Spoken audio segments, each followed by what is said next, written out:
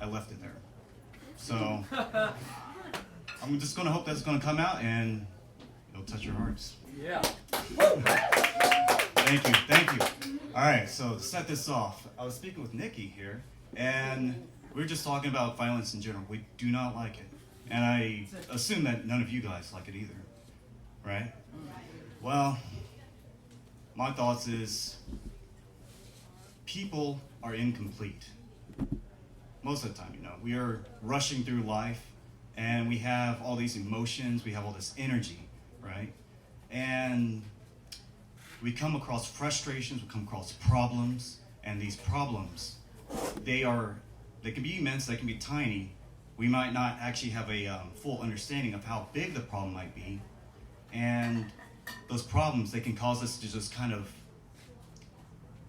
lose ourselves. We can lose ourselves in these emotions. We can lash out, and that person that we lash out at might be our son, our daughter, our wives, our brother, our sisters, our mother, our father, and they get hurt. And afterwards, the person's mentality, their mind, comes back. And they'll look at the person that they hurt, and they will realize, shoot, I just hurt somebody. So this dilemma is everywhere. And realizing this, my thoughts is, I could be angry at the person, the husbands that lash out their wives. They end up in divorce. Yes, all that happens. I could write about it and say, these men should be put in jail for the rest of their lives. Yes. But really, it's about the individual. We're all individuals. And first of all, there is substantial growth that needs to occur in us. And that growth, I would hope, would continue even when we're like 70. Instead of in these old people's homes and only able to put our minds on checkers and in front of the TV, people can be still communicating. They can still be developing, even in their old age, working on themselves. By the age of 30, we have these expectations that I should be a complete person. I should know myself. I should know what I stand for. I'm a Democrat. Damn it. I'm from Ohio, so there's a lot of these things. You should be married by the time you're 20. It should be the one. You should never have sex. All right, so there's these repressions that occur in such an individual. These repressions, they cause frustrations. They cause you to be stuck, paralyzed when you come across beauty, when you come across something that is desirable. You have no idea how to exist. And you come into this place called California. You guys are so amazing, beautiful. You guys work on yourselves constantly. It's amazing. I was a Lutheran, very deep into the Lutheran religion, and I still deeply believe in God, that God is the source of it all, and I reach out to God constantly. But I understand that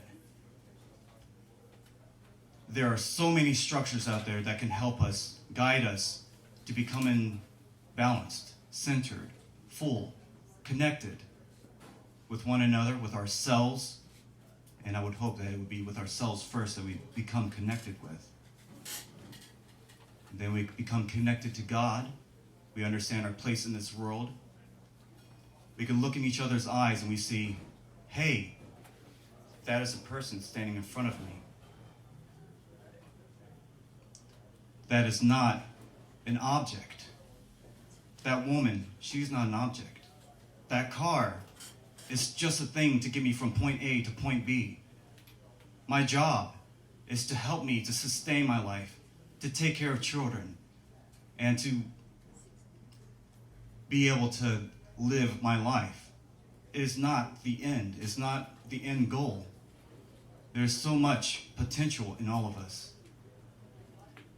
I played the piano, and I found out that this was what helped me to get out of a shell that I have.